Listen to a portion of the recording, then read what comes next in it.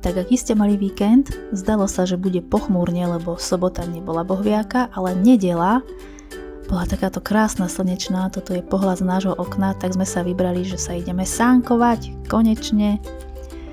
Vybrali sme sa na tento kopec, ktorý máme nedaleko, snehu bolo dosť, bol taký tvrdší, ale chvala Bohu, že bolo. No a s našim zlatičkom Linduškou sme zapriahli sánky. Takto sme sa ešte pofotili, natočili a hýbaj ho na sane. Najskôr bola taká flegmatická, pozerala sa, ale potom už sa jej to začalo páčiť.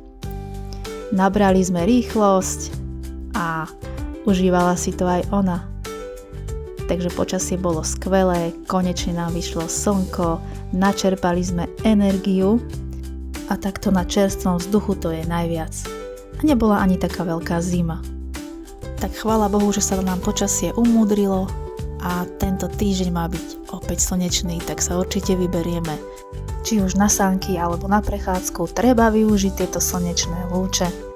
Tak len dúfajme, že takto krásne bude aj nasledujúce dni, aby sme mohli opäť vyraziť na nejakú prechádzku, prípadne na sánky.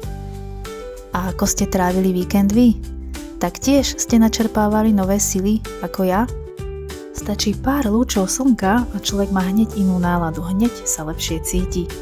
No my sme úplne ožili, tak držme palce Oskarovi, nech mu to svieti. Ja vám ďakujem pekne za zhliadnutie videjka, majte sa krásne a užívajte slnečné dni. Čus!